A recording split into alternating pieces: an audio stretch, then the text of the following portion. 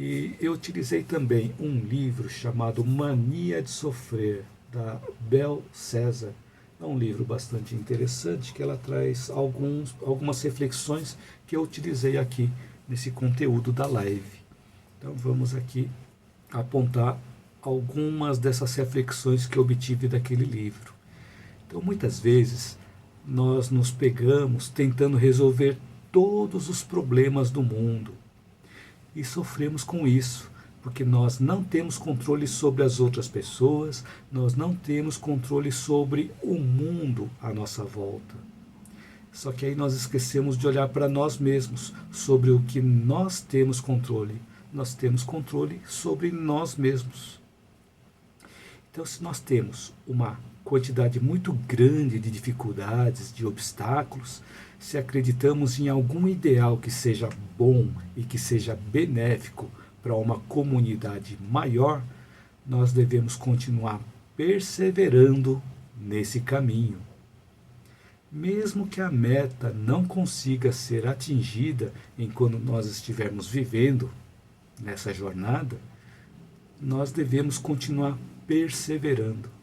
Porque se o que nós estamos fazendo é algo bom, é algo benéfico para a comunidade maior, as pessoas que se engajaram conosco nessa ação, assim como as gerações seguintes, vão continuar seguindo esse caminho também.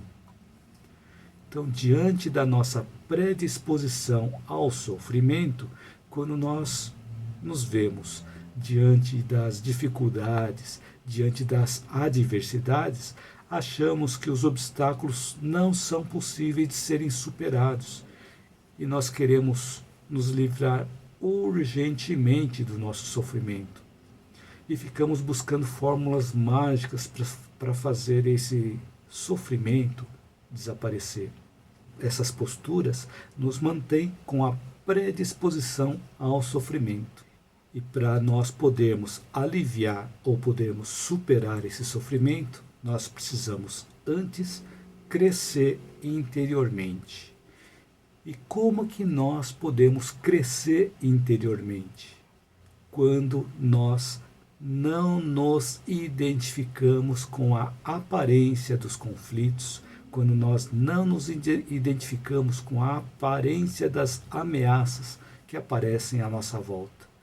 Porque se nós nos identificarmos com os conflitos, com as ameaças, eles podem até paralisar as nossas ações. Isso acontece quando o negativo exterior entra em sintonia com o nosso negativo interior.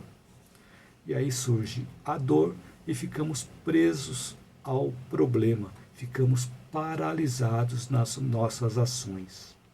Então é natural que o nosso instinto de conservação, o nosso instinto de sobrevivência nos deixe em uma posição de alerta diante de alguma ameaça ou diante de alguma dificuldade. Mas para que nós possamos sair da sintonia negativa, nós precisamos parar um pouco, respirar e refletir sobre a solução e não ficarmos focados no problema. Então, uma frase que nós podemos utilizar é: ok, isso está acontecendo, isso está doendo, isso está me fazendo sofrer, mas por esse motivo eu vou encontrar uma solução para lidar com isso. Então, quando a nossa postura diante de uma situação desagradável muda, vai despertando em nós mais segurança interior. Então, não adianta fugir e não adianta fingir que nós não estamos sofrendo. É necessário acolher esse sofrimento para nós podermos lidar com esse sofrimento. E se nós não nos colocamos em uma posição de disponibilidade para lidar com os nossos sentimentos desagradáveis, nós não vamos conseguir mudar o estado do sofrimento, o que vai nos manter na predisposição ao sofrimento.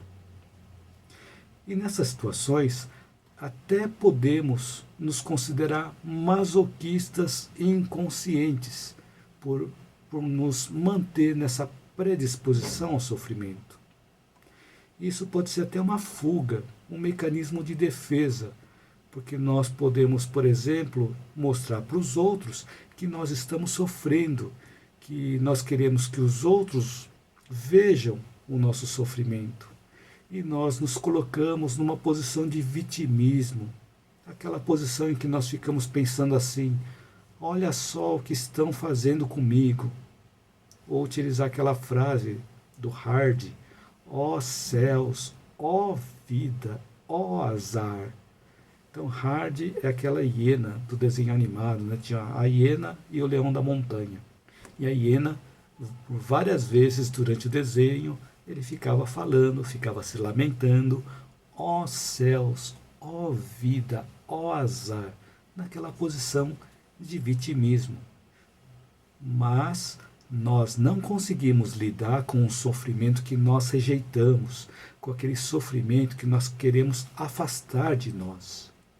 Mas às vezes muitos de nós agimos dessa forma, querendo afastar o sofrimento de nós, querendo que o sofrimento desapareça.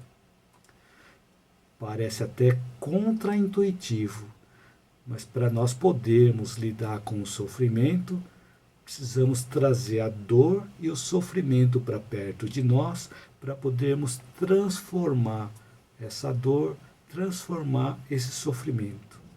Que grande parte da nossa dor é causada pela nossa resistência ao sofrimento, e não ao sofrimento propriamente dito.